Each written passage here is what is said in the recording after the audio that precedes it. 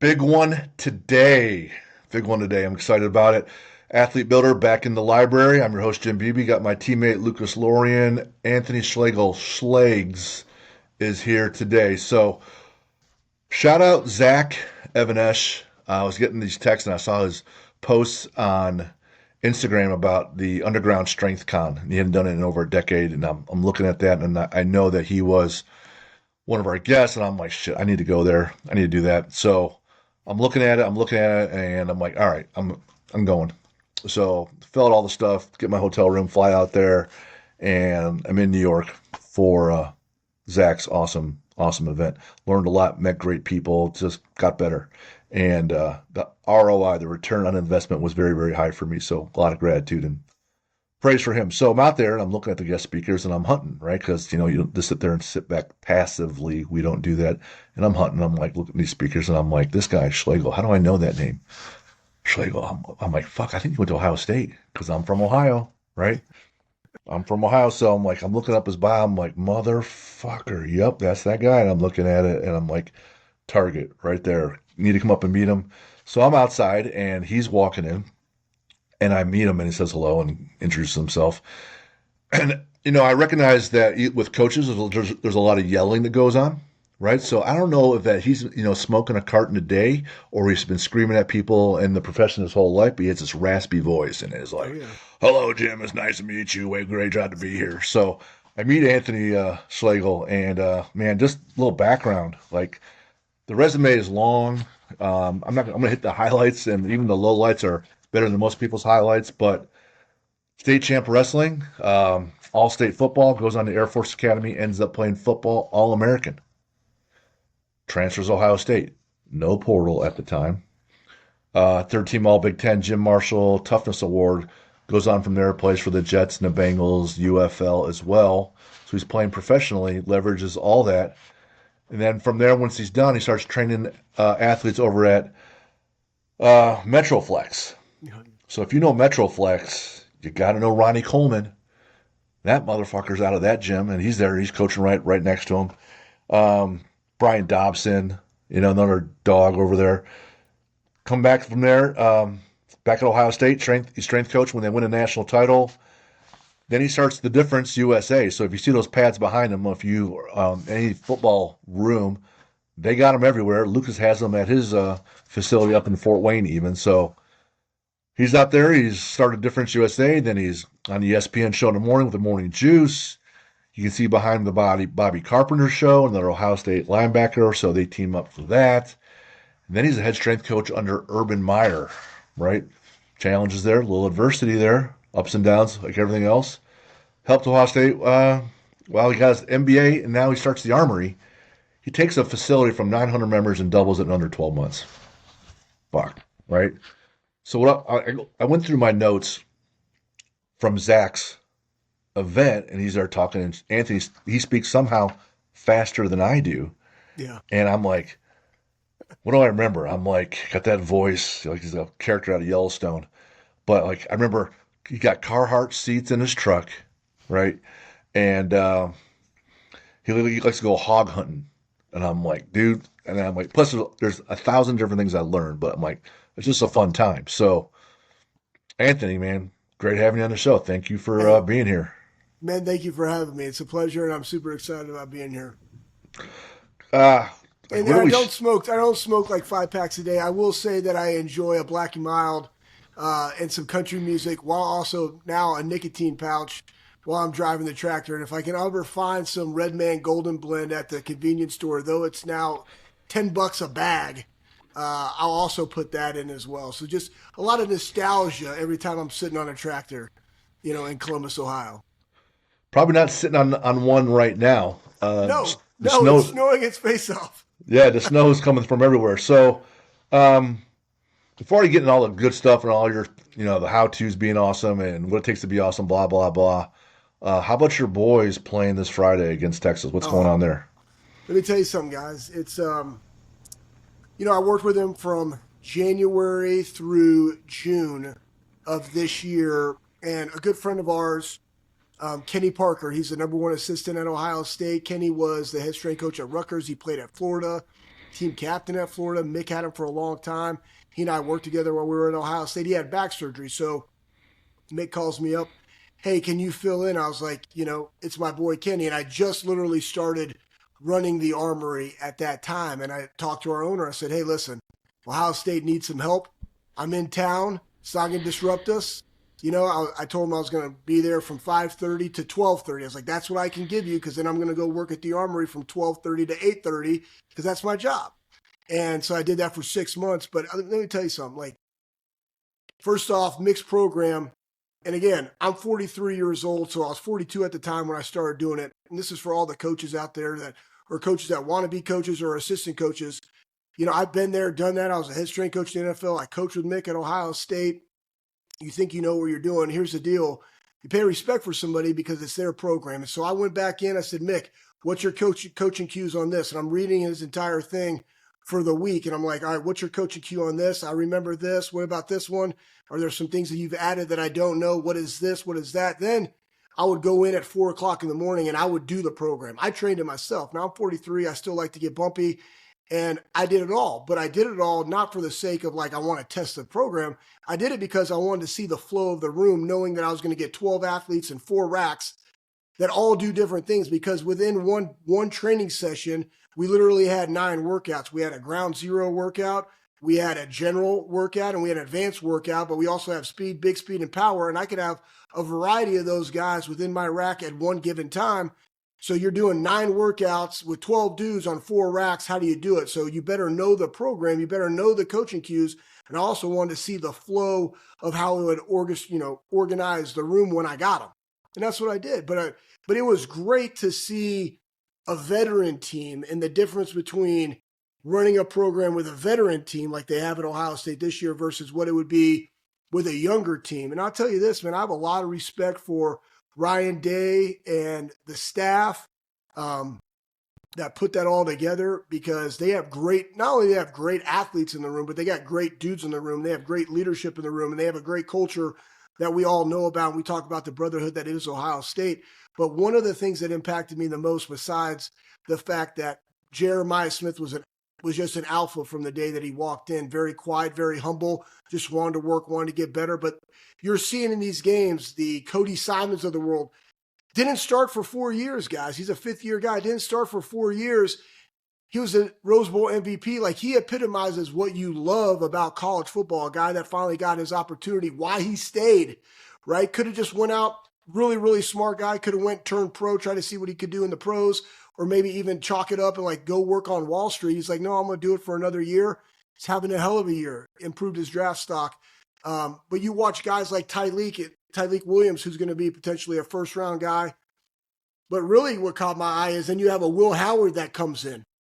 And all of a sudden, these older guys, we always had a +2 on certain sets, certain things that we did. And they just said, you know what, we're going to start calling these culture reps. And I got Tyleek and I got Cody that happened to be there with Will Howard doing a lat pull down +2. And he's like screaming and spitting. I'm just like, holy shit, like this is what it's about, guys. And I just grabbed other dudes, right? Like around us, like this is what it's about. Like train your partner like this. And that's the beauty to me as a coach, regardless of the room, when you can get your athletes coaching other athletes, now you know that you're doing your job because it's not about the coach. It's always about the player. And player-driven teams are significantly better than coach-driven teams. And that's why I think that they're having their success. That's why I think that they're resilient. That's why I think that they're starting to peak at this time because they have a lot of depth, but that depth is developed. And they're the healthiest team probably right now of the remaining 4 teams. And I feel very, very good about their chances of being able to complete the mission and win a national championship. But we'll see at Cotton Bowl on Friday. You know, they talk about sports are games of inches, and it's even more prevalent the higher up you go, Oh, yeah. right? Someone comes in and if they haven't squatted before, they'll hit PRs for years because they're starting with just the bar. Yep. But you got people that are playing at that high level to get a little bit better. Like everything matters. Everything matters. And I think to that, Jim, is everything matter. And one of the things I talked about in our talk, right, at Underground Strength Conference is lessons learned at MetroFlex Gym. It's about your partner, right? You know, competitive excellence, something that Urban Meyer brought to Ohio State that I really appreciate. But this goes back to even Trevion Henderson. And this is why I love Ryan Day. People can say whatever they want about him. This is what I love about him. He went to Trevion. Trevion stayed, right? Could have went to the NFL. He stayed. They had an opportunity to get Quinshawn Junkins from the SEC. Okay, Nick Savage is the head strength coach for Ole Miss. Guess what? He was an intern for me and Coach Mick back in the day at Ohio State. Hey, listen, we have this kid, somebody you should look at, number one, running back in the SEC. Coach Day goes to Trevion and said, hey, we have an opportunity of getting Q. What are your thoughts? He's like, absolutely, bring him. I want competitive excellence. But if you go back and you look at literally the stats right now of those guys, it's like 925 yards rushing for Trevion and 10 touchdowns, and it's 924 yards rushing and 10 touchdowns for Q. That's Well, amazing. what does that do? What does that do? Q didn't have to have, or Trey didn't have to have all that workload, right? Right. And then you just saw him run 66 yards past dudes that had angles that can fly at Yep. Oregon, but the dude's healthy. The dude's flying. He's at max capacity week 14 of the season. Right. That's because he's able to carry the load, but also says, I want a good partner. And those dudes trained together every single day, pushing each other. Everything we did, competitive excellence, whether it's mat drills or bags or, tire pull or sled pushes or Sure. grip holds, they competed. They pushed Right. each other.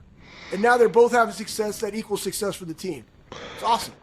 There are things that are requirements for any athlete to be great. And whether you're at Westside Barbell and they're talking about the power lifters that are pushing each other, but also Oh, yeah. spotting flaws and Yep. correcting and upholding the standard and the culture there, to someone on a football team or a rugby or tennis team. And you cannot be great without training partners that are also trying to be great, because you won't be pushed. They Yep. won't be hunting for your weaknesses while you're hunting for them, and giving you those gifts of feedback. You mentioned bumping. I know the answer to this question. I try not to ask questions I don't already know the answers to, but bumpy. What the hell does that mean? Where'd that come from, bro? Yeah, getting bumpy. That was this was old school. So I was probably like 6 years old at the time, and I had a flat top. I'm in Texas, and you know, I loved Tom Rathman because I played fullback, and I was like, Dad, like, what are those things out of the sides of his neck? So I was like, what are those bumps? He's like, son, those are traps. I was like, how do you get them? He's like, you know, heavy shrugs. I was like, awesome, right? And I was like, that's what I want. And I just wanted big bumps and just like getting bumpy, man, feeding myself a heavy dose of iron on a daily. Matter of fact, I had one of the greatest compliments, kind of like awkward combo I ever had. It was months ago here in Florida. I'm going to CVS Pharmacy, and the little girl that's ringing me up, she's like, excuse me, I don't mean to this, like, hopefully you don't take this the wrong way, but you have abnormally large traps. And I was like, oh my gosh, thank you so much. Like, you just completely made my day. I'm gonna go tell my wife this. How did you get them? Like, I was like, I feed them just heavy doses of iron and protein. Like, that's it. And You you can call your have them dad? too. Did you call your dad in and let him know? Hey, man, you will Oh, not well, believe. yes, exactly, 100%. My dad's 79. Like, he's having some issues, but he still trains. Like, he still gets out there. But I mean, he was one of my biggest influences because he was a college coach, high school coach, but he always ran the strength conditioning program, and he was big into the Bulgarian monsters and the 18 sets, and the Russian programs, and the fives and all that different stuff, and all of it. Like, back then they had little like 6x4 cards with like your workouts on them for the guys. And I just remember my dad did that in the summer for free. And it was the varsity, it was the JV, it was the freshman, and he always had an ankle biter program that was open for all the kids that went to the junior highs or below. And like, he just trained them all summer. But he knew that if you have a program from the beginning, right, from the foundation aspect of fifth and sixth grader, junior high kids, as they get into high school and they've all been trained accordingly, you're going to have a better high school varsity team. That was just his philosophy. And I'm like, that is absolutely true, Dad. And I always appreciated that from him. I've been through above the line, Mm-hmm. and you already mentioned +2. I know what that means. So 4 to 6, A to B, and everything you do +2. That's from Yep. your boy Urban, Urban. and you seem to, like everybody else, you pick up things that help you win along the way and make it your own. So talk about that and a +2 rep for yourself that Yeah. sticks out in your mind, because I can tell you what my +2 rep was.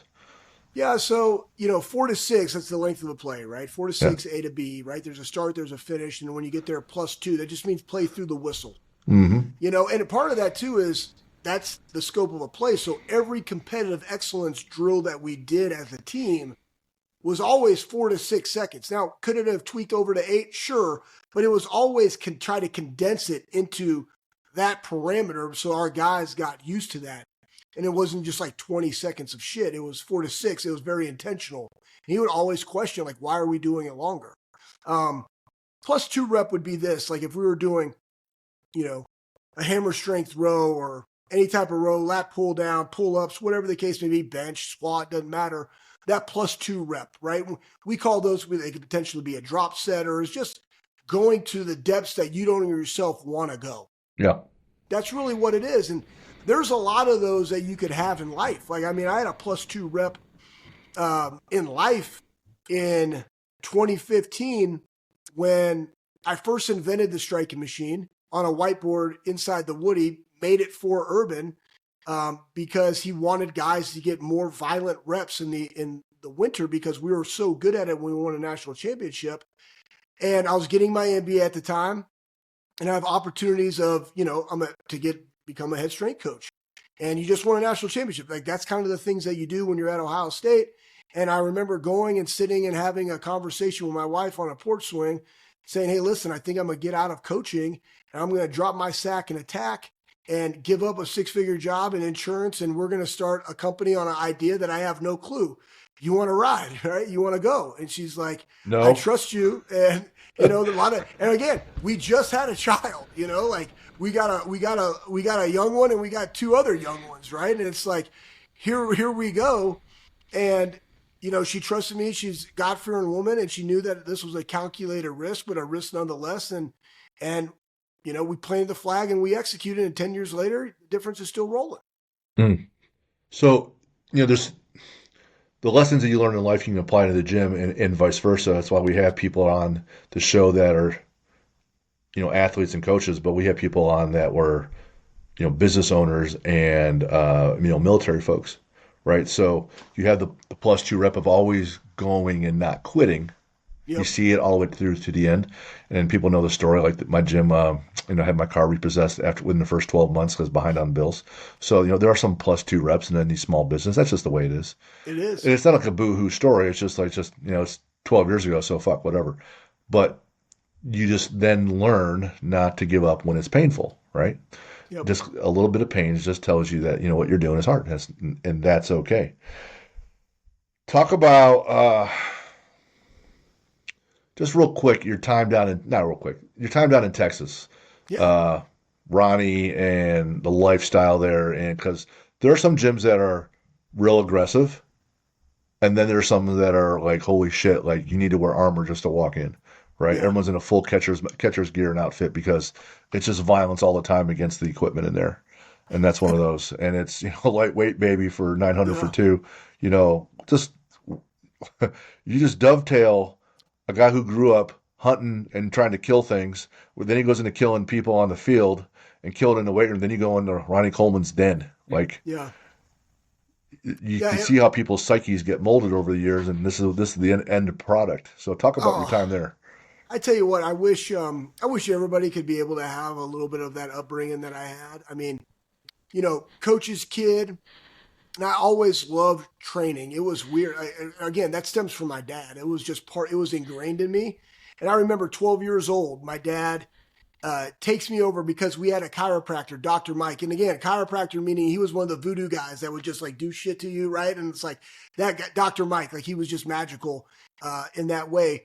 And he was the son of uh, a guy that my dad coached with, right? So we go in, he's like, "Yeah, you gotta come check out MetroFlex gym." I'm 12 years old. I walk in there and it's mother F everything, and I'm just like, oh my gosh. I mean, we're talking guys like this is probably like a two bay warehouse that they combine together. It might be 35 to 5,000 square feet period, but everything is like from the 70s or 80s, maybe some newer equipment from the 90s. There's a couple of pieces there's a pit shark in there that looks like it's from the 80s now, because there's no AC, there's no heat.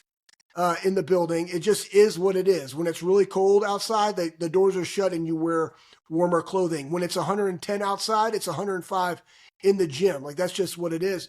But I absolutely loved it. I immediately thought of Rocky Four when I walked in there, and I was like, "This is where we have to train, Dad." And then so I'm going in there, and my dad's training me, and like Brian and all the dudes are just watching my dad just train me. Just I'm doing box squats and I'm just like slamming on the box, and he's trying to like encourage me, but he's actually putting on more weight than I really need to have.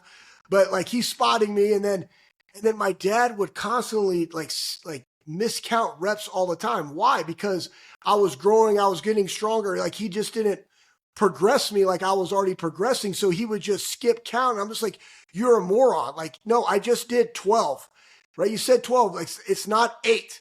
And as opposed to just adding more weight, he would just do more reps. And so we would just fight all the time. And then next thing you know, I'm 15 years old. And finally he stormed out and just told Brian, who's the owner, he's like, you got him, right? Like you got him. And it's not like we had money. It was like, you got him, but like you got to have him for free, you know? And yeah, he'll work around the gym and do shit for you, but like you got him from now on. And what it did was, I've learned that lesson for my own kids. Like sometimes just another voice is better, is what your child needs. But like he just took me to another area that I want to go because my dad built up in me like a really, really high work capacity because I was a wrestler. I played baseball. I played football. I played 3 sports, but we always trained right through them all. Um, and he just took this. And the next thing I know, I'm 16 years old and I've earned Brian's trust because I just always showed up and I always would pick up the dumbbells and stuff. And I'm 16 years old driving a teal Camaro that I bought mowing yards. And he's like, hey, you want to go hog hunting? I'm like, yeah, what is that? What do we got to do? And he's like, yeah. So he's like, after tomorrow's work out late, then you're going to stay, pick up the gym. And then you're going to help me get the dogs collared and stuff. And we just took his truck. But imagine this. He got a 38-year-old dude and I got a 16-year-old dude, And Shit. it's like, I don't know if I even had a cell phone. I might have had a pager at that time in my life.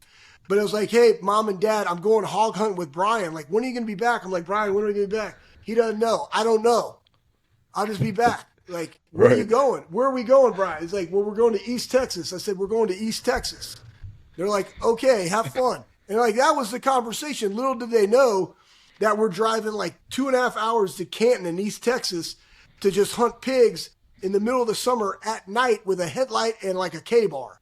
Like that's it. No shirts on because we're sweating our balls off. It's like 90 degrees and you're running through briars. I come back the next morning. We killed some pigs and I just got like a random like hindquarter of a pig that we killed, like wrapped up in foil that he told me to take home and eat. And I was like, look what I brought home. And I'm bleeding all over the place because I'm running through briars and we're stabbing stuff. And I'm covered in blood and I'm just like laid out on my bed because I'm exhausted. Because we didn't get into like 4 a.m. I hop in my Camaro and drive home. I'm like, what a great experience that was. But I tell you what, from that gym, um, the partners matter.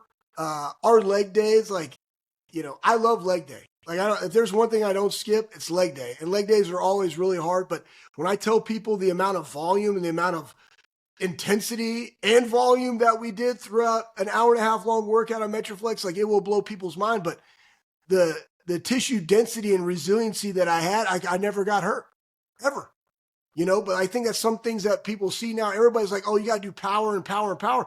Reason why people love doing power is shit's easy, Yeah. It's right? light, But lighter. strength is the foundation.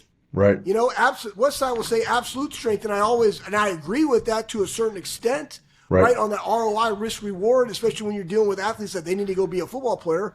But like that's the foundation. If you negate that, like you skip those hard steps, like people are going to be hurt. That's They just are. what it is. But just the attitude and intensity of which you train at MetroFlex Gym and appreciating all people's life work, whether you're a strongman, power lifter, football player, bodybuilder, doesn't matter. Like consistent work works. And those are the things that you appreciate and the attitude and intensity that those guys, those big time guys trained matters. What do you say when people say, well, my kid wants to play in college, they're playing all these travel sports, they don't have time to lift? Yeah, absolute bullshit. I mean, I just got done So I'll give you a prime example. So I trained my son's high school baseball team in Florida, and we got 30 kids aged 15 to 18 years old. And last year, they ended up going to the regional finals in the state of Florida. Unfortunately, got rained out in the fifth inning. They're down 3-1. Had runners in scoring position. We're going to the bullpen. I thought we would have been able to actually win that game, go to the Final Four. It's a team that hadn't won district in 5 years down here. And you look at, we just had an offseason here this last winter, right? So 15 weeks, 16 weeks. But I got 15 to 18-year-olds every 3 days a week, and they still play fall ball, right? So it's, again, timing up how they do fall ball, et cetera. But the emphasis was on the weight room and on speed work because I would run them 2 days a week as well. Guys, I got, what was it? We had 8 of those dudes that could trap bar deadlift 500 pounds 3 times, right? We had 8 of those dudes that could front squat 315 3 times. And I'm talking like great reps, like back, like them doing themselves. Like I'm there, I'm spotting, but like back slaps. But here's the thing, the attitude and intensity of which you train is the attitude and intensity that carries over when you're on the mound or you're at the plate. It's that mindset, being able to train that mindset. So regardless of what they do in the weight room and the numbers, that doesn't matter to me. But the accountability, the ability to be a great partner, to be a great teammate, that's the shit that carries over. That's why they're successful. And when I talk to them about how passionate I am about the weight room, I'm like, that's the same passion that you need to have when you're looking at the arm delivery of a pitcher, right? Like, how do I get 12 feet off the back so I know he's spiking that off speed into the dirt? Boom, I'm going to take off. I'm going to go get me a bag. Like, getting a bag wins you games. That puts you in scoring position. Like, you got to be fanatical about that. But that mentality comes from the attitude and intensity that I have in the weight room. And if you think it doesn't, that you can just turn that shit on like a switch, you're lying to yourself, because that's how you do business. That's how you do sports. That's why they correlate so well. But you're seeing that with these dudes. But now, guess what? Like today, they had something at school. I had like 10 dudes over at my house today. They're all hanging out together. They love each other, right? And that's going to bode well, especially when they play the schedule that they play, because they play damn good teams all year down here in Jacksonville. So again, I say like, if you think that your kid can get along with like not training, you're absolutely missing the boat. And again, just know, right? Like in season, intensity is king, volume's the killer. Like they don't need to train for an hour and a half. They need to train for 45 minutes, but like with intent. Intent. Yes. That makes me think about the off season our football team had last year. I completely changed everything I did in the weight room. I got away from a lot of, I started going towards more absolute strength, more just general strength work in general, and getting away from, I got away from doing a lot of speed and agility kind of stuff. I know everybody needs it. One, we just didn't have the space, but what that allowed me to do with our football team was to focus on the thing we lacked, which was a lot of strength. We just had no strength. One thing I didn't know how I'd feel about it, but I ended up just putting the guys on heavy trap bars every Friday. And for what that did for us was that helped build a culture, because our guys really ate that up. Guys lifting heavy trap bar every Friday. They loved it. It was like they looked forward to doing it. Seeing, in our where I'm at with the culture that we've got, getting them to rally around each other and lift a heavy trap bar, that did more than doing fancy little drills, ladder drills, whatever it is you want to call. Like that did more for our team than anything else I think I could have come up with. Just seeing the culture change. Yep. And you hit I think sometimes, especially in high school, because you have a big time thing, Lucas, when you're training 300 athletes, right? And again, you're limited by the equipment that you have at your disposal, right? So regardless if you're Olympic, regardless if you're conjugate, regardless of like whatever it is, it doesn't matter, right? Like as long as you have a system, and like my biggest thing is like encourage the kids that show up and work, because a number is just a number, right? Like I weighed, when I was in high school, when I was a junior, I weighed 215 pounds. Right? I should live more than the kid that weighs $150. But you know what we should do? We should celebrate that kid's victory. Like that, he broke his PR. Yeah. Right? Like get juiced up about that guy's work, right? So regardless of where you are in the spectrum, right? Like let's just appreciate the guys are getting there and they're pushing themselves. Like that's where that +2 mentality and just those extra reps, right, come into play, because that's the team. That's the team. And regardless of what you got in your room, you can do that. You just said you did it, right? So they look forward to that. It makes them want to come in there. And again, also putting competitive shit in there matters because now, whether it was chin ups or pull ups or shit, dumbbell holds or plate holds, pitchers versus hitters, man, I just line them up. Let's go. Winner, loser. Loser does something. Like, we're going to tally that stuff up. That matters. They start to buy into it and they look forward to coming. Like, that's our job as a coach. Good job for you, man. I like that. You played against Michigan, you played in bowl games, you played in the NFL, right? Talk about adversity in those different instances. You know it's coming. How do you prepare for it? And how do you do once it's over? Yeah, I mean, once it's over, that's the greatest question because we're like, the hardest thing for all former athletes is finding their identity outside of their sport. Mm, I mean, regardless of where they are, uh, very fortunate that mine's in Jesus, right? So it's like that's always been my identity, but my identity is in serving others, right? So I just gravitated toward coaching, but you can still do that in business, right? You do it with your book, you do it with this podcast, you do it with your children, like you're serving people. Like that's the number one thing that we all find collectively is that we all want to serve and give back, which is awesome. The Michigan one, for me, I was very fortunate that as a player, I never lost to Michigan. Boom, that's one. boom. As a coach, we lost in 11, which sucked. But just the adversity that these guys face, like it's unprecedented to lose to Michigan 4 years in a row. But how they were able to bounce back, and I would just say this: I wasn't there, but I know that they had a players and coaches meeting, and it was heated, right? Like I think sometimes we've lost this in our culture where when things don't go right, having hard conversations should be had. But people are so lost in the feelings and the emotions that they don't want to have them because they're scared of them. Like that's the one thing that you love about the weight room. Like you either lift it or you don't. It's instantaneous feedback. There's no emotion into it. Why didn't you get it? Well, I didn't sleep. I didn't eat. I didn't hydrate, right? Like my technique was off. Like those are real things. The same thing can be added to why did we lose against Michigan? Was it the game plan? Was it guys that didn't execute? You missed two freaking field goals. Like guys not doing their job. Was there, some fear or hesitancy? Regardless of what it is, lay it out on the table. No, we ain't going to do that again. And then guess what happens? Guys turn the page. And that's the biggest thing I've seen. Human nature in society, they want an Ohio State coach to wallow in a loss. Like, no, what the beautiful thing that players and coaches have that fans don't have is that they get to automatically go out there and go back to practice. Fans have to wallow in that shit until the next game or the Mm-hmm. next year or the next bowl game. Whereas players, they're already back to work. Like they're able to turn the page, fans don't. So they can't comprehend how a coach doesn't like wallow in that loss and et cetera, et cetera. Like they view it as, well, the game doesn't matter as much. Bullshit. The game does matter. But you know what else matters? The next game. Right? So we Right. got to turn the page and we got to get our sights focused and collectively put a great game plan together. Guys have to execute at a high level. What can we do to make sure that we can do that in the next one? Guess what? They absolutely beat the crap out of Tennessee. And then boom, now we're going to go play Oregon in the Rose Bowl. Guess what? Started fast and violent. Executed at a really high level. Now they got to turn the page and you got to go to Texas. Right? What are you going to do? How do you stay hungry from that? Well, when you got to have a veteran team, how do you stay hungry is they're not complacent.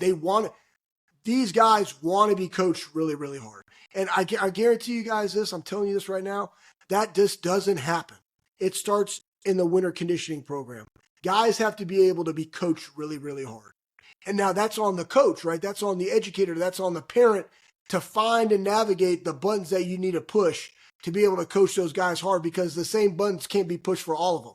That's why relationships matter still in 2025. But that's the art of coaching. And I think Ohio State's doing a really, really nice job right now. You know, you see Coach Saban, and he's interviewed, and people are talking about these kids being motivated, this and that. He goes, it's a small percentage that show up, by small like 5% that show up, and they're self motivated, or as David Goggins would say, they are driven. They're not driven. He goes, these are teenagers, these are young men, and they're not driven. And coaches that get them to be driven from their culture and from working with them, he goes, that is special. That is special. It doesn't happen. And it doesn't happen. You can see it in programs over and over and over again, and it doesn't happen. There are also programs where it does happen. I think, well, my approach with some folks when they're upset or overly down from a game. Yes, the game matters. When you do things, you should measure yourself, and the games measure you. My identity, though, I try not to weave that all into the game itself. I'd rather weave their identity into what my shirt says win the day. So you're trying to build the best version of yourself. You mentioned Christ. So the best version of yourself with Christ, or your food, or your training, or in your relationships. And if you have that heated discussion with the kids and the coaches, and you point out the things yourself and with the team, these things didn't go well last week or in the game. Tomorrow, games played on Saturday. Tomorrow, Sunday, what are the things I can do right now to get wins? Mm-hmm. And if I'm always trying to win, whether it's a game or not, then on Sunday, I'm used to that. I'm Yep. used to always trying to win on my tasks, Yep. over executing my tasks. So then you're always getting that feedback loop, the wins and losses. So you make your adjustments, but you're always hunting. So when the game's over or your career's done, well, what am I still doing today to get better? Maybe I'm not catching balls and I'm not tackling people or hitting balls or shooting baskets, but I can do things physically, mentally, recovery wise, relationship wise to improve. And that's the piece that we try to instill and say, hey, this is you for the next 50 years, 80 years until you die. This Yep. is you until you die. Build the best version of yourself, and then you die. So that when you go in front of Jesus, you're like, hey, man, this is the best I could do. And I made all these fuck ups, and I know you're upset about this thing over here that I did, and these other things too. And I know you are. I know you're upset, but I pushed with everything I have and all the talents and gifts you gave me. I just ran. I just Yeah. ran with it. And so that's what the whole win the day mentality comes from. And that's why we do it. Yeah, the beautiful thing about what you said is, especially in Christ, like it's just covered by grace. You know what I mean? Like we don't have to do anything to attain it. Like it's already been given. So we just got to Yes. go out there and work.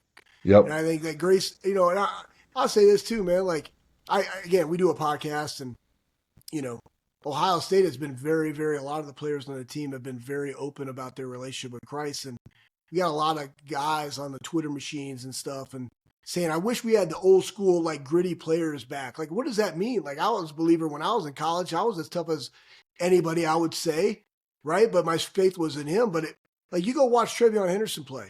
Like that guy plays with a chip on his shoulder, as old school, gritty as you possibly can. Because when you watch a running back, how do you know a running back's tough? Is by the way he pass pros, right? When he doesn't have the ball in his hands, like those things matter, right? Tight end, he's not getting a pass. What does he do in blocking, right? Right. How does he pull, right? Does he stick his face? Like that's toughness. You know what I mean? Right. Like I want those guys all the time. To whom they give the glory to, that's just a bonus. I'm like, man, I want to cheer that guy on. I want to champion that guy on. Hey, son, like look at that guy. Look at his work in the weight room. Look what he's doing on the field. Look how he's championing Christ. Because I mean, at the end of the day, love people, love God, love people, share Christ. Like that's it. Pretty simple. And you have a collective group that's doing that at a really high level. Super proud of them. But that's to me, winning the day is simple. Casting your anxiety on him is simple because you know that you're covered by grace. It has nothing to do with what you've done. It's all about what he's done. Yep. Things I can do or don't do still doesn't even matter. Yep. I'm receiving it just cause. Yep. Just cause. Um, in your training, Yeah. yeah, I wrote down you have love of the process and friction, Oh, but yeah. also talk about. I remember when your speech out at Zach's place, when you're training yourself to be a football player. You're like, I need to be a Mm. better football player. At the same time, I trained myself to a 700 deadlift. Yeah. Now, that's fucking cool, right? But ROI. Like, what other areas? What other areas? Like, was it the best use of your time and resources? Yeah. No Right. doubt. Let's just talk about love of the process and friction. And why the hell am I building myself to a 700 deadlift? Almost three times body weight. I think sometimes, well, going to the love of the process, and we talk to our guys about this all the time, especially during a season or during a winter conditioning. Like you have to love the process. And I tell my son, he's 18 years old, who doesn't love to train, but loves what training does for him on the baseball field. Right? Like Mm, you don't have to love it like dad loves it. Like I need it. You know what I mean? Like it's an addiction. Like I know what it does for my body, and matter of fact, more for my clarity of thought yep. than it does for anything for me. right? But you have to love the process of what it allows you to do as an athlete or even in business or even as a parent, because we're the role models of them. Like, hey, I want you to love training because of the longevity that you have. Like, my wife doesn't love to train, but she knows that she rucks or she needs to start lifting because of what it does for her bone density and muscle mass as a 43-year-old woman. But you got to love the process. I think, too, we also need to love to have friction. A lot of people, like I do well when there is a lot of friction. I thrive in chaos. I thrive in it. Part of that is because I played football. Part of it was because I worked for Urban Meyer. Okay. And it was chaos all the time. And I worked for Mickey Marotti, right? Like the chaos is what allowed me to be better, right? I mean, honestly, I think everything that I learned, granted, I have an MBA and that's great, but the ability, like I said, to coach 12 different people with 9 different workouts in an hour, right? And also understanding how to motivate all of those people simultaneously, like that's where the magic happens, right? So I love the friction because I know that friction makes me sharper. So I love that. So I think you have to love the process. You have to be able to embrace the friction. But then going to your point about like training for as an athlete, and this really goes into you at 50 and me at 43, and Lucas, you're probably in your late 20s, early 30s. Like, what do we want our training to be? You know, like what are really my goals right now? And I'll say this, you know, me going through it, here's what I know. People love to do what they're good at. Yes. That's fundamentally the problem. Not necessarily what you need. Yes. You know? I like sled push. Yep. Right. So we're going to sled push. Yeah. Right. Like, hey, you know what? I love barbell RDL. I can go do 500 pounds for 5 right now, barbell RDL. You know what though? That doesn't mean my knee dominant posterior chain is strong. Doesn't mean my hamstrings are strong. It means my lower back and ass is strong. Right. So if I'm looking at that, right, I go onto a Nord board and I'm able to do 360 newtons on it and my asymmetry is below 10%. Cool. But that's not 75th percentile as an NFL linebacker.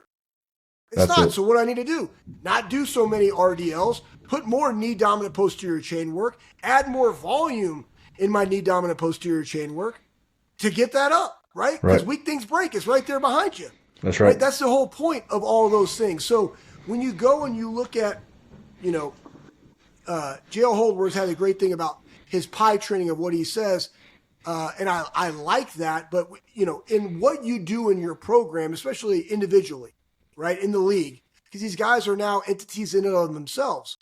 What do you have to do to be at max capacity for you, right? And so going back and looking myself as a football player, as a linebacker, here's where I messed up. My identity was in I am Anthony Schlegel, middle linebacker, whereas it should have flipped and said I'm Anthony Schlegel, football player, and what do I got to do to make a roster?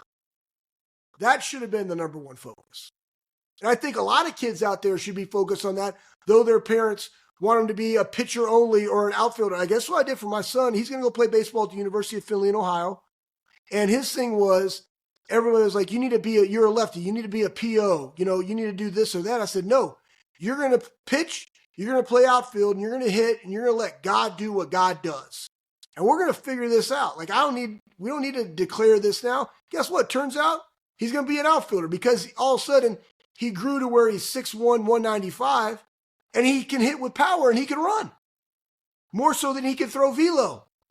Now, what did that do? That set him up for success because he knows how to pitch, right? Because he wasn't a gas thrower, but he knew how to use his speed. He knew how to, you know, change eye levels and stuff. That's honestly made him a better hitter, gave him a better eye, right? So it's only helped him as opposed to pigeonhole him into something that he wasn't ever going to be. Yep. And so I think that for me, it was coming out of Ohio State.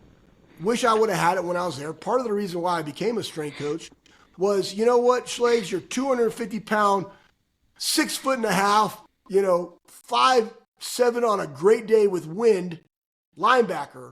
What do we got to do 5'7" to be? Yeah, what do we 4'7", probably. I don't know. I thought at some point I touched the 4'6", but probably not.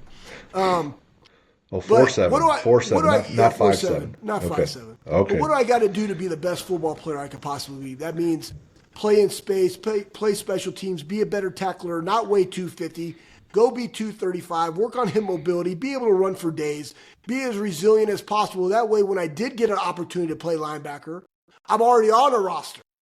And so now I add more value. It's about value add. Mm-hmm. You know, when you're not one of the alphas out there, right? The 53-man roster is all about value add.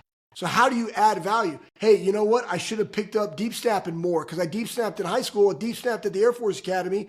I didn't deep snap at Ohio State because we had somebody that did that. Why didn't I just continue to do that and add that to my repertoire to what? Be a football player.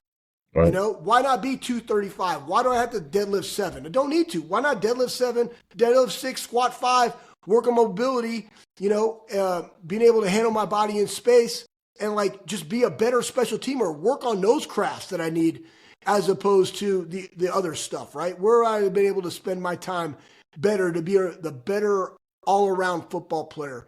And so that's really what we get into in training. At some point, strong is strong enough. Yep. You know, and what does that look like? And we have different thresholds, and everybody's a little different at what does that makeup look like in the weight room. But that's really where it is now, because it's that ROI, that risk reward. But you still got to have it. You still got to go get it. But there's ways of doing it that are safe, that allow you to maximize those guys' weaknesses. Man, I see a lot of that. You know, players not willing to just play the sport and be able to be in the position that they're going to be on the field. A lot of the guys, a lot of the kids that I work with on a daily basis, it's I'm a wide receiver or I'm a DB and that's what I'm going to play regardless if I go 4 years through high school and not touch the field. I'm going to be a wide receiver or when I could go and be a better defensive player. Right. It's different at the high school level because you know your friends and your peers, everything is such an influence on you. It is not cool where I'm at to be a lineman. You know, it is, you know, we got guys that need to gain weight. We got guys that we're always talking about, you know, this off season this year, the big topic, the big thing that we're pushing is nutrition and eating properly and eating right and eating the right amount because our kids don't eat. Teaching our kids how to go about, you know, this is what a breakfast should look like. This is if you can't pack your lunch, you need to eat the school lunch. Even if you don't like it, you got to eat it because you're going to have to train in 2 hours. We're doing a lot of that this year because we got guys that are linemen that don't want to be a lineman. And we got linemen that we got to get, you know, we got to get them eating and get them bigger and get them stronger. We got strong guys. We just got to get a little bit more muscle mass on them. And a lot of the guys just, you know, we got a guy that right now is 6'4". He's not he's not super fast. He's not crazy. You know, he can't cut on a dime, but he would be a really, really good tight end. Hey, you know, maybe you won't start at wide receiver, but you could definitely start at a tight end. You could definitely make a difference and make an impact as a tight end. Kid's trying to put on weight. He's doing everything right. He's taking creatine, protein, eating right, working out really, really hard. He's completely bought in, but he wants to be a wide receiver. And it's just, you know, trying to figure out how to get these kids to understand, like, if you're not a varsity player now, which you could be, what do you got to do to get on varsity? What do you got to do to make that next step and be an impact for our varsity and not be a JV player at 6'4", you know? So yeah. That's kind of, you know, I see it every day, especially where I'm at, and it's a different demographic because it's the influences is so much different, and you're fighting so many other things, not just, you know, you don't always have kids that are all in it because they want to be the best football player they can be. Sometimes it's about, can I be the best football player and will I get a really cool highlight to post on Instagram later?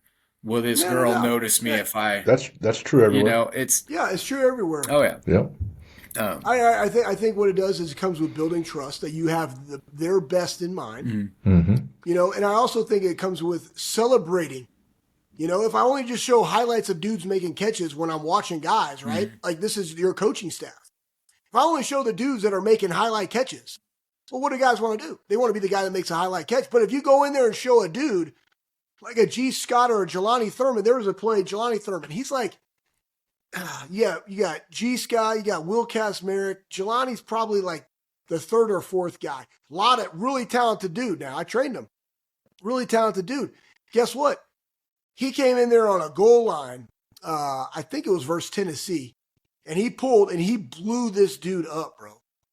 And like people are tweeting that out. His coach, Coach Bailey down there, he's very much in my mindset. He literally puts up the highlights of them blocking. He's like, I don't give two shits about you catching the ball. Mm-hmm. I care about what you do in the run game.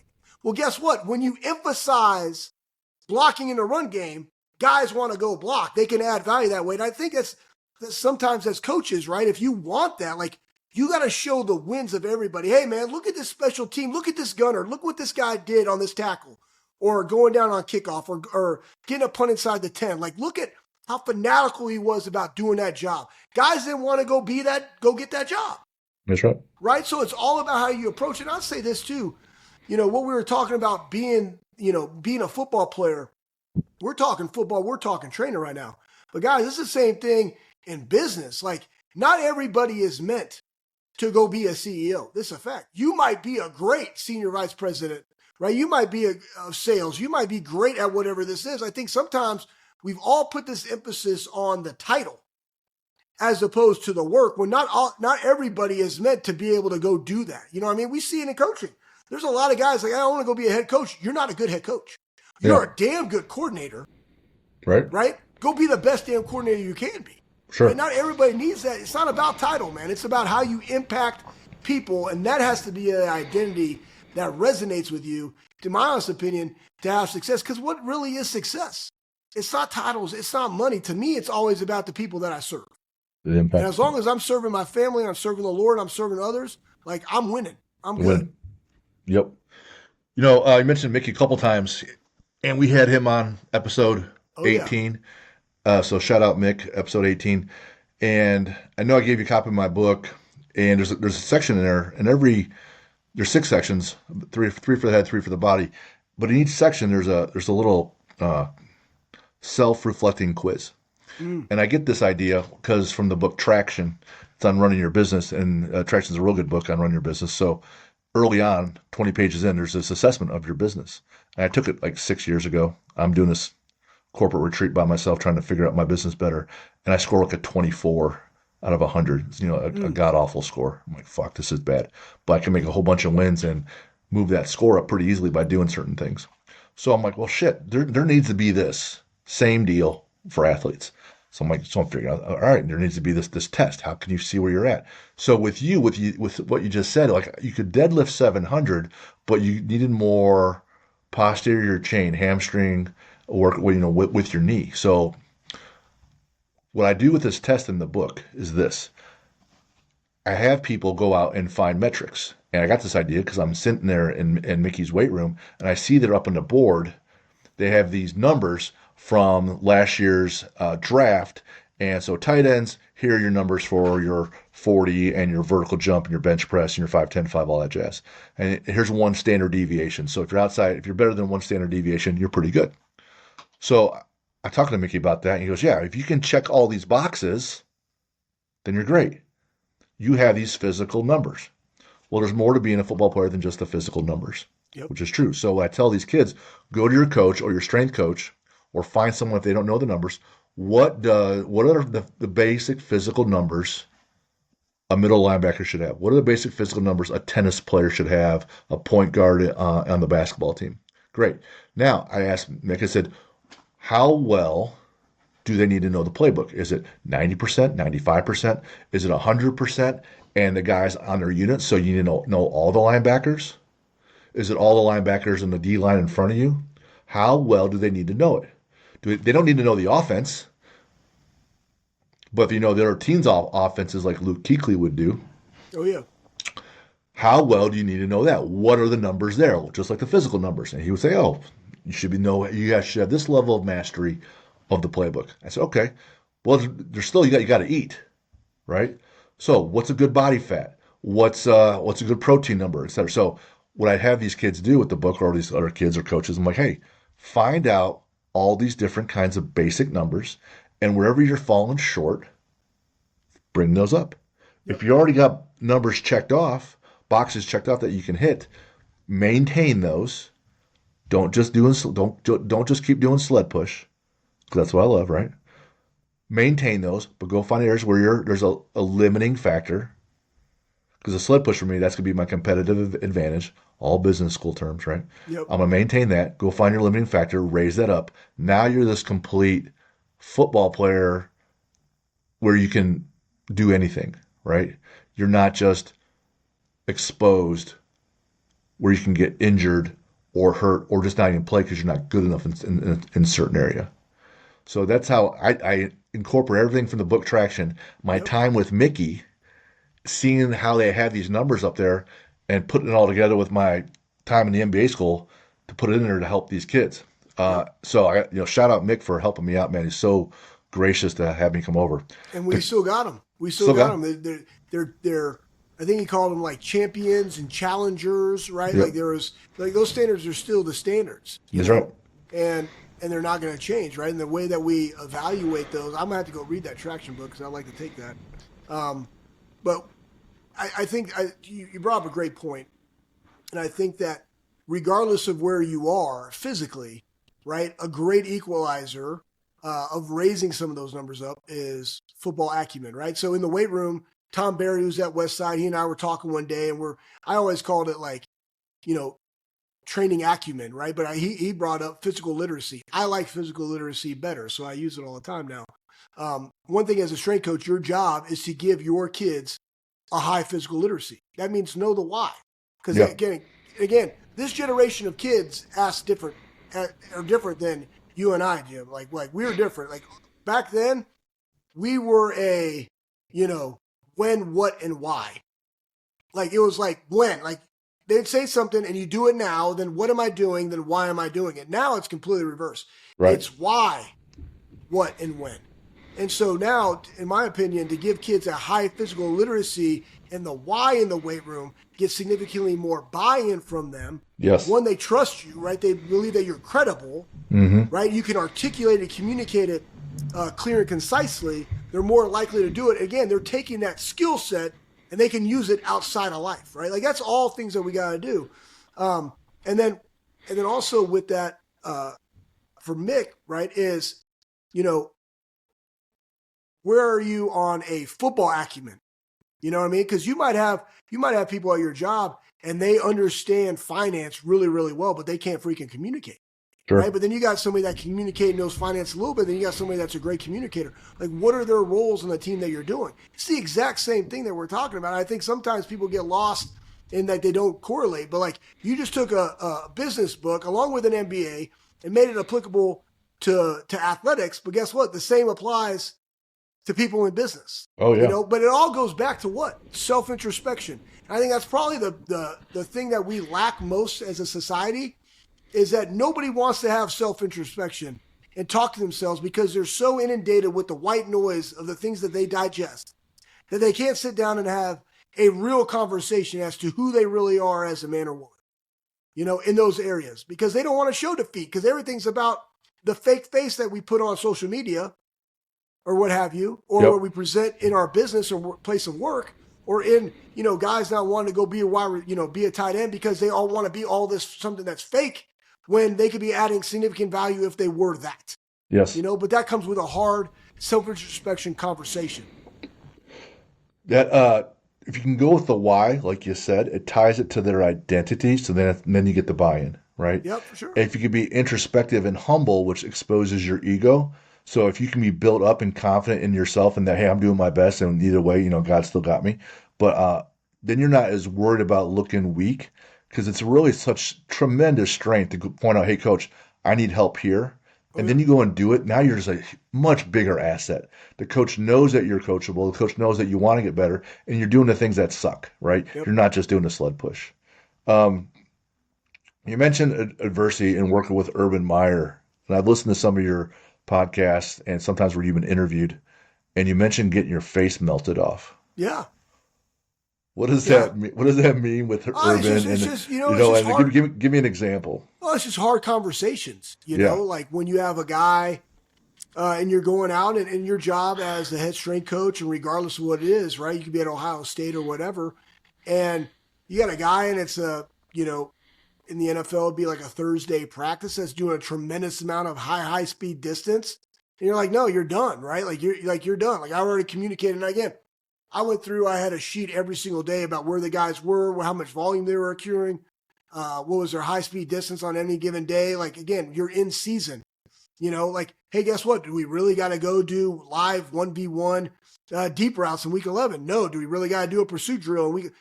No. So it's like, how do you navigate those waters when I still believe the eye of the coach matters more so than sports science? To me, sports science is a guide. I've always said this too. Sports science to me is finance to business. It just validates that the work is working.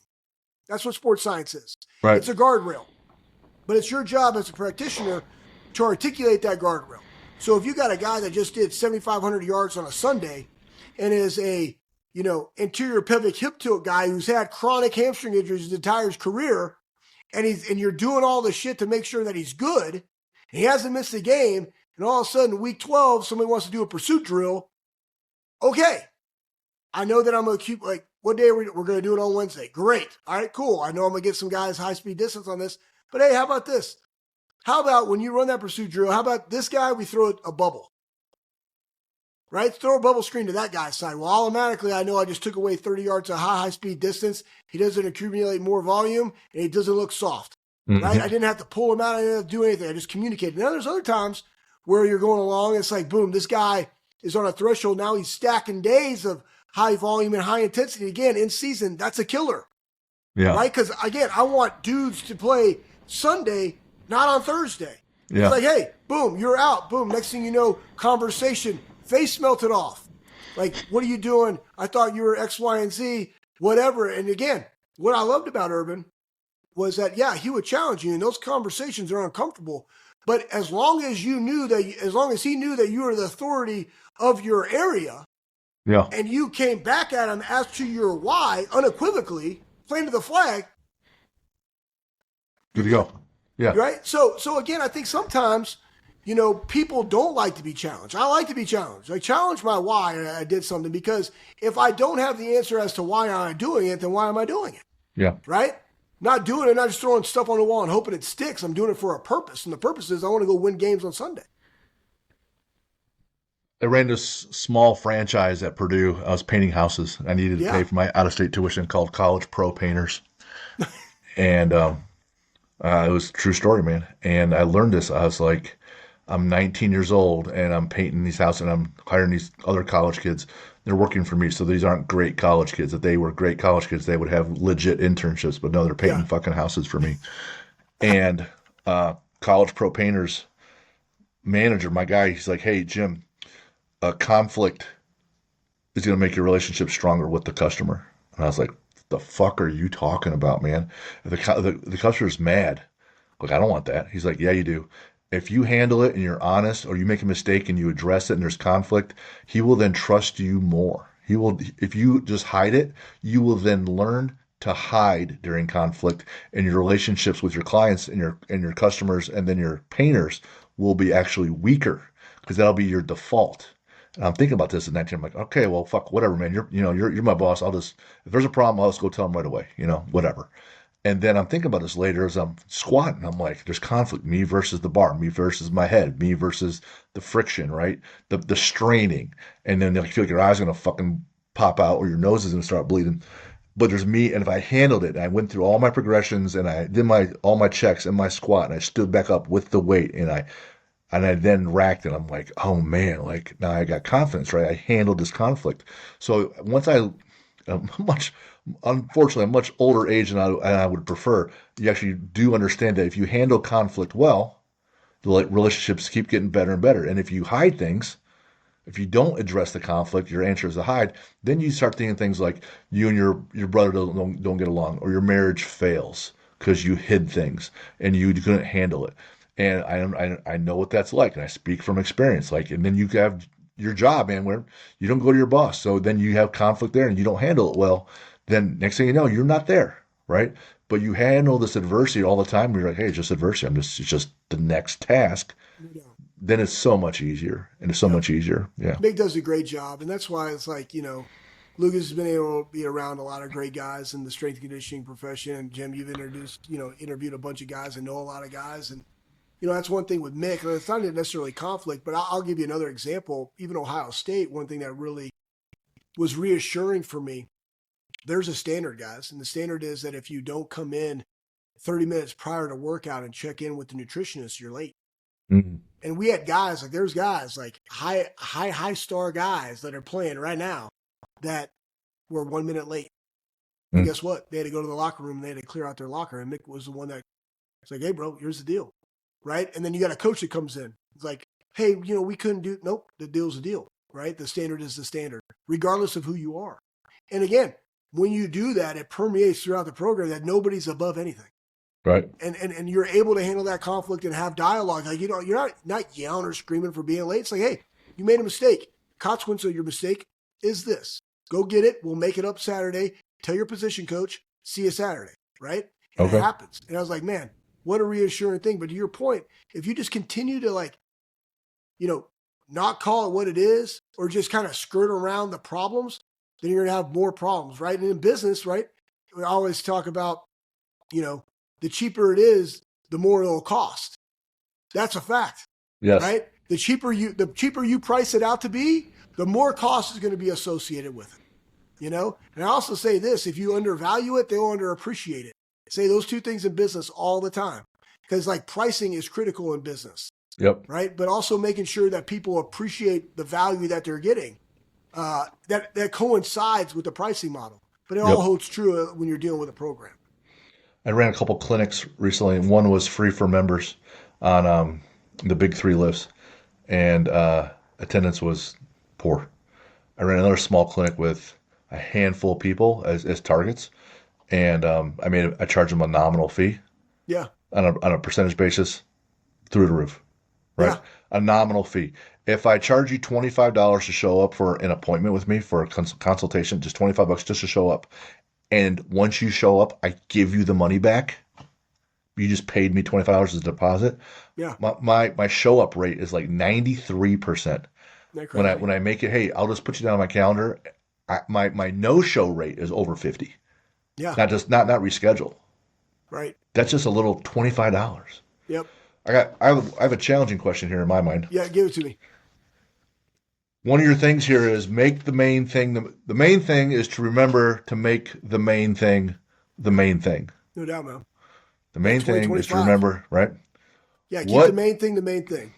For Schlegs and Schleg's family, which is you, your wife, and your kids, right? And your whole entity. The Schleg Incorporated. What is the main thing in 2025? Yeah, just, Because you got the difference, right? Oh, yeah. You got Ohio State. You got podcasts, right? All the things that I talk about, Jim, I always talk about this too. Don't confuse activity with achievement, and yet I do so many things. Yeah. But when you do that, I've always said this. When you do that, right? So I do a podcast, I do the difference, I do the armory, and I have my family. And then there's Jesus. I got 5 things.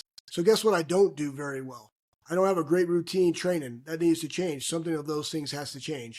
And I also live in 2 states, right? And I've flown well over 60 round trips in the time span. But you have those things, and it's like something has to give. Like as we move back to Columbus, it's like, how do we get rid of those things? Because I don't get to hunt. I don't get time for myself. Because again, I put myself in this, but I know I can only be elite at 5 things. Like I can't be elite at more than that.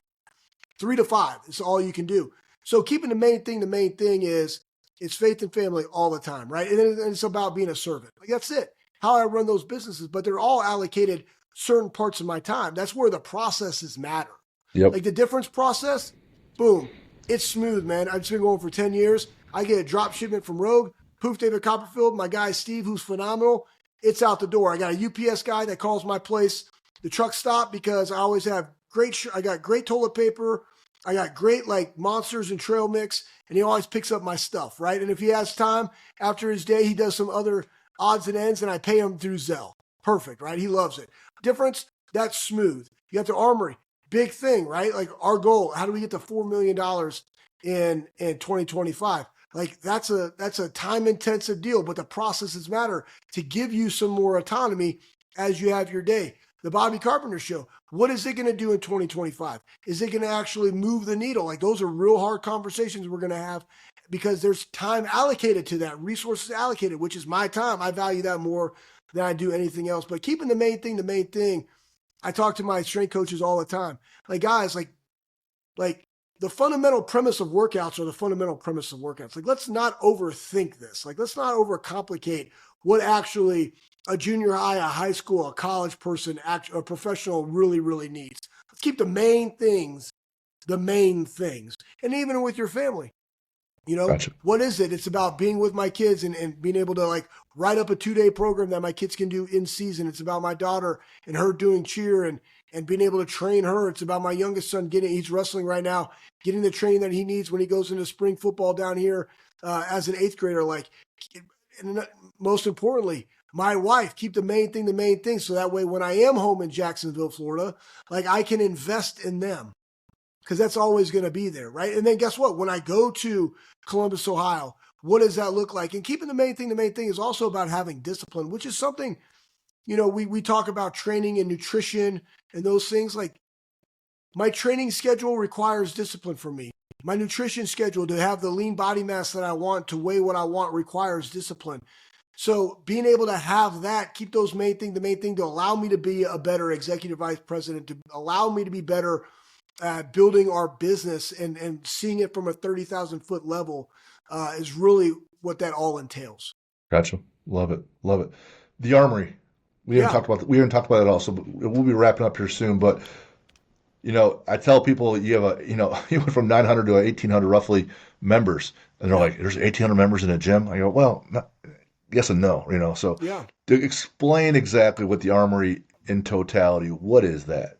So the Armory is basically a first-to-market human performance center that's replicated off the NFL collegiate model. Honestly, you think Ohio State football, you think of Georgia, you think of Alabama, you think of NFL.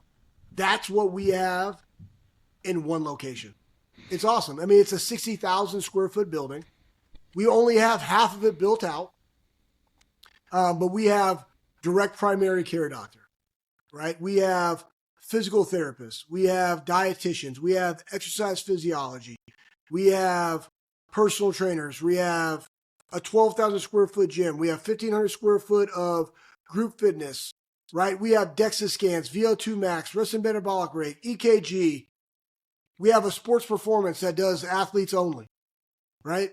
You take that along with another gym called Grandview Pro Fitness that has 600 members of that 1,875 right now, right? Like, that's where we are. There's some people in there that only do the medical.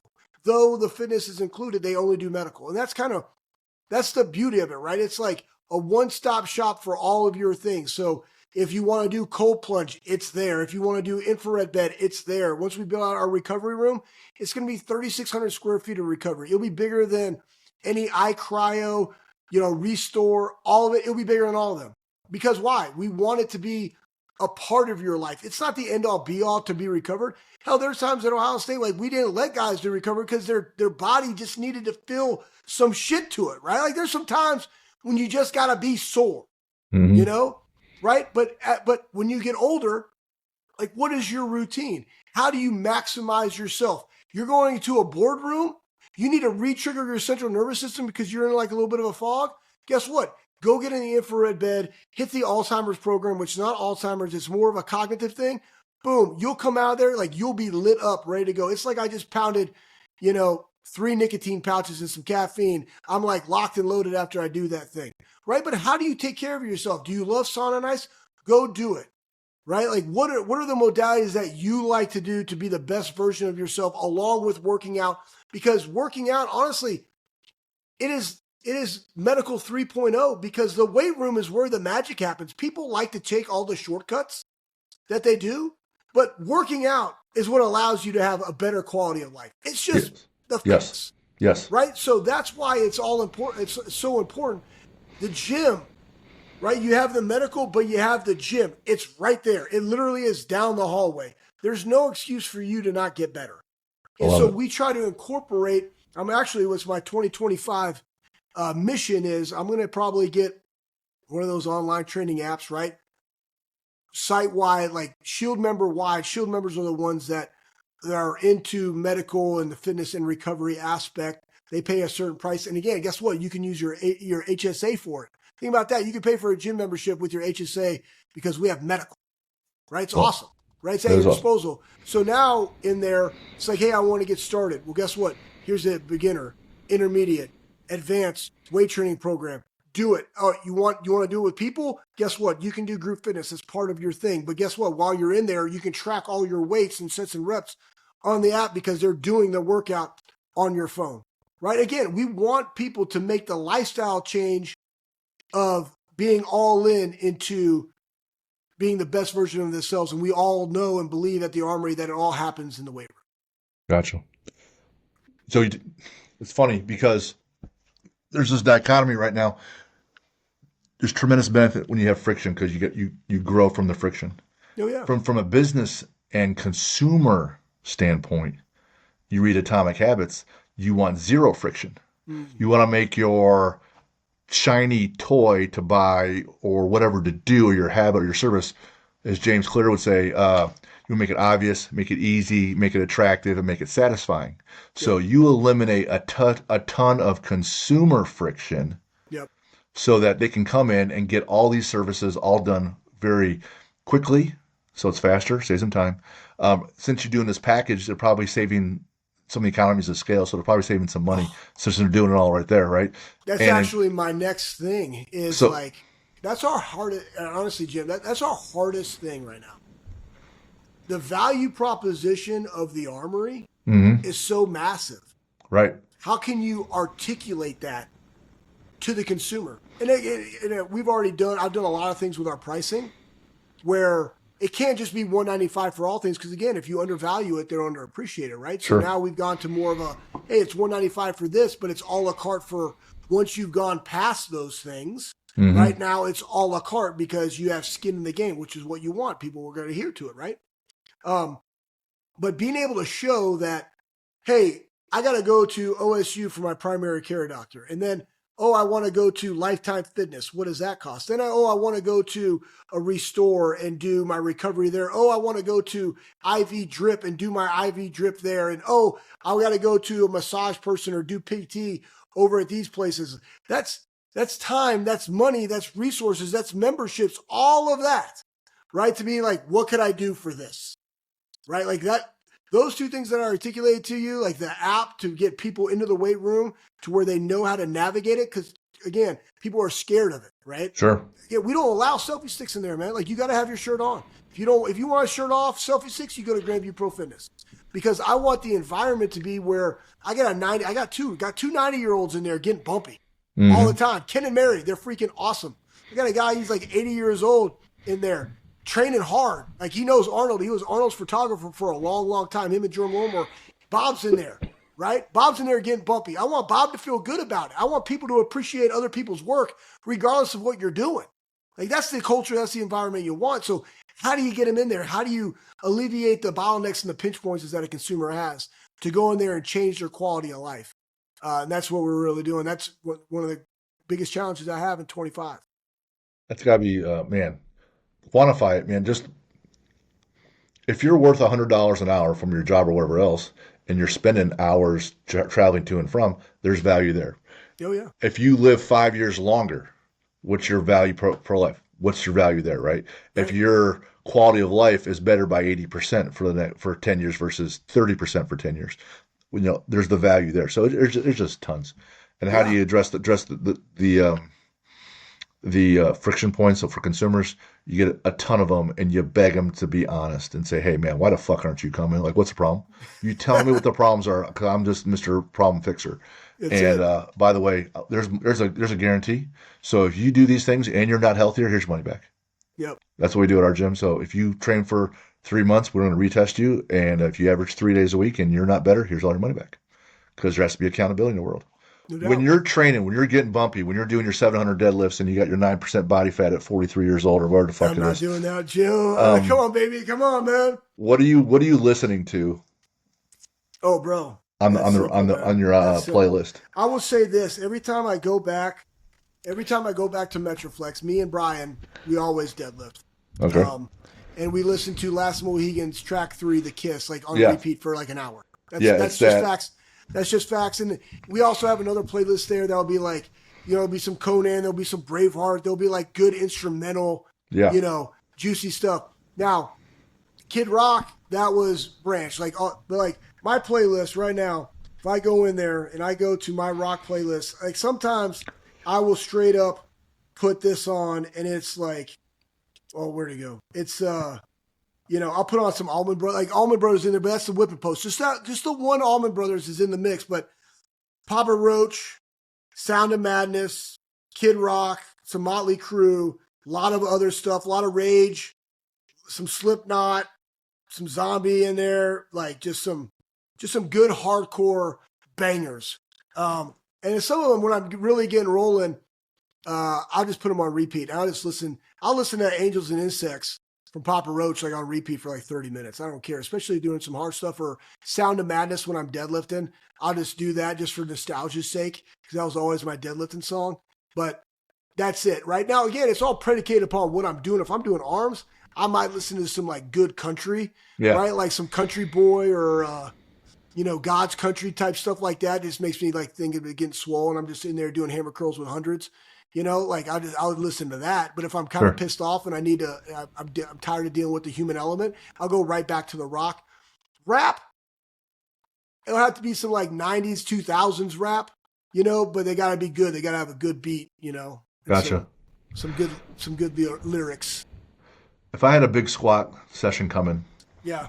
I would put on repeat sometimes the haka. You know what that is? No. The haka is this short chant that the New Zealand All Oh, Blacks. that's why I thought I didn't know the song, but yeah, I know the haka. The haka is their Yeah. chant that right before Yeah. they have a rugby match, Yeah. and they're calling up the spirits from that died that are in the earth to come and be in their souls as they go into battle. Nice. Right. The All So, Blacks, yeah, man. the All Blacks. So I'll just be listening to one of their teams perform the haka, which lasts like 2 or 3 minutes, over and over and over and over, and Yeah. they're just calling up these warrior spirits. It's crazy. Uh, Bucket list adventure you haven't been on yet. You and your wife are going to go. Where would you guys like to go? Now you know what? That's a good one. I just know my wife loves to travel, and I need to let her travel more. God bless her. She's been me through so many things that I moved all over the place. Um, I would love to probably go to like Scotland or go to Rome and go see the Colosseum or something like that. Cool. That would be right there. Favorite sports movie? Rocky Four. Right, against the Russian. Awesome. Yes. Great Classic. training scenes. I just like all the Rockies from the training scenes. Like that's really That. what gets you. Yep. Um, the music along with the training scenes is great. The favorite sport and athlete. Oh yeah, I mean once I knew of Dick Butkus before my name was Anthony Schlegel fullback because I love Tom Rathman. Then I learned about Dick Butkus from the NFL films like Greatest Hits. Oh yeah. I was like, "Who's that, Dad?" He's like, "Oh, that's Dick Butkus," and I was like, "I'm a Bears fan." Right. And I probably was like 5 years, 6 years old when they were like the '85 Bears and they were really good, and so I'm like, "Yeah, this is it." I'm Anthony Schlegel linebacker. After that, so Dick Butkus, number one all time favorite football player, and then oh man, what his name escapes me. Alexander, is it what does it say on there, Jim? Karelin. Alexander Karelin, yeah, the wrestler, the Greco-Roman wrestler from Russia. And it was because this was back in the day when they had like the Madman like wrestling thing, and it was him like basically suplexing a guy. But it was really his training mentality, right? Like Right. lifting stuff, carrying logs in the snow, just very old school style wrestler that was just jacked that everybody feared. Got Mm-hmm. actually beat in the '96 Olympics by an American, but still, just an absolute freak. He would pick people up by their waists Yeah, and then throw them. yeah, amazing. And if you like the training in the snow, there's a Polish guy, Mateusz Kilikowski, who trains strongman. And at his house, he has his barn, and he has a potbelly stove in the barn, and he keeps it filled and stoked with wood. And he's a rogue athlete, and there's documentaries, and he'll say this is a training facility only for men, but in his Polish accent. And so they're doing the deadlifts and they're doing the log press, and it's 18 degrees outside and it's 38 inside the facility. And, it's how he trains. Um, Favorite book? Oh man, there's a lot of good books. One of them that really impacted me the most was probably True North. That was a really, really good one. That's actually where I came up with my own uh, purpose and value statements, which, you know, well, for purpose, like to maximize people through authentic service. Like in that book, it goes through like how do you create your purpose statement. And then values are very simple: authentic service, excellence, and integrity. And you go through all those things to where like they have a story behind them. Great, great read. Energy Bus was a good one. I'm actually thinking about. I mean, I'm in the Bible every single day. I'm just trying to always grow and learn from there. Discipline equals freedom. Winner's Manual, Jim Tressel. Yep. Great book. A lot of great quotes out of that one. So a lot of good. Awesome. But Traction, I got to read Traction. Besides, also with your book. With Traction, it asks you also about your business's core values. Yep. And that's how I lead off my book with identity questions for the Yep. athletes. And what are your core values? And I tell people mine. And I said, go ahead and copy them. They're awesome. Or, develop your own. Um, I've been meaning to change this question. It can be fictional or nonfiction, like a real person. Okay. So some people say they hate my grandmother or my mother or just Yeah. other person. Favorite superhero and villain. Yeah. I don't know villain. Probably say villain would be Michigan because I just liked beating them, and I Yeah. just loved what that game meant. Yep. Regardless of what it is, right? It's always the game, and I know a lot of guys that played at Michigan, and they're very similar to the guys that played Ohio State. And I just had a lot of respect for how they went about their business, but I love beating them on the field. I would say, but in the context of the superhero that you gave, I actually picked Batman on the thing. Uh, though in high school I got a Superman tattoo for Super Schlegs, that's neither here nor there. I went with Batman only because um, Batman honestly is the only guy that like didn't have superpowers. He was a Right. detective, like he just used his mind, and he, you know, was a badass and just beat down people, Yeah. and was very very smart and engineered a lot of things. And I love to make stuff, so yeah, I chose him. Favorite lift. Oh, it's easy: squat and deadlift. But only Yeah. squat because it makes you deadlift more. I think sometimes people get that ass backwards. Like deadlift doesn't make you squat better. Squat makes you squat better. Squat makes you deadlift better too. Mm, So squat's always king. gotcha. Uh, Favorite And way to that's a train. fact. I'm just telling you guys, that's a fact. I've been That's a saying fact. squats king and best day of the week for a long, long, long time. Best Yeah. day of the week, and we lead off the week with squat on Mondays. Lower Yep. body, max effort, lower body is Monday for us. Yep. Yep. Favorite way to train. Man, I tell you what, my favorite way to train, like if it was like Schlegs, what gets you the best? It would be literally old school bodybuilding split, one body part a day. Yeah. I mean, I was just, and they're just bangers. I mean, I'm just eating iron as much as I possibly can every single time. But I will say this: I've done a lot because I talk with Tom a lot at Westside, and I love the conjugate. I honestly, even on those one body parts a day, I'll still incorporate dynamic effort on the back or the shoulder day, and do my dynamic bench and a dynamic something, whether it's a deadlift or whether it's a squat or whatever. As a beginner, like almost a primer, I won't do the volume that they do, but I'll do it as like a primer to do whatever I want to do on that deadlift day. But if old school bodybuilding split 5 day a week banger is probably my favorite. We had Tom on, I want to say early, like episode 7 or 8. Have you ever heard the story about when he first got to this country? Oh yeah, Yeah. He's on the bicycle. oh yeah. Yeah. On the Tom, highway. Tom, On Tom, the highway. Tom's amazing, man. Like, Yeah. Outstanding. um, outstanding, grinded his face off, extremely smart. There's Yep. a lot of things too I'll even incorporate on those one body part days, like even for myself. And again, I modify everything predicated upon my schedule, what I got, because I live in 2 states. But some of the stuff that they're doing on their dynamic effort day, I really, really like as far as like work capacity and supersets that we did. I mean, we did one because I'll go up there and train with them and just like, because as much as I love to train people, I too like to be told what to do. Yeah. It's refreshing. Yeah. Just train me. All right. Yeah. So we'll go in there and we'll do dynamic squats, and then we'll do like a 4 round GPP with volume stuff, right? And then we did dynamic bench, and then we did a, three giant set of three things for 4 rounds. Then we did dynamic deadlift, and then we did another circuit of three things for 4 rounds, and you do it for time. And the amount of volume that we did, tonnage that we did per minute was just astronomical. I Yep. was like, man, this is fantastic. But you definitely need another day. So it's like that's when you do your GPP work. But then what does my schedule look like? Like what is my week even? Right. So like again, that's when everybody has whatever it is that they do, you gotta know what your schedule is, and you gotta modify those things to equip your schedule, or you gotta change your schedule to modify around how you train. It's That's right. one way or the other. It doesn't matter. There's no right, wrong way of doing it. It's predicated upon where you are in your life and what are your goals. Call that a system. I was Yep, no reading doubt. one of Tim Ferriss's books, and he said goals are for losers, systems are for winners. Yeah, The I see goals are that. just targets. The systems Yep. are what get you through. So if your system is your life and your schedule, you have to be elite at managing your schedule, and that's your system.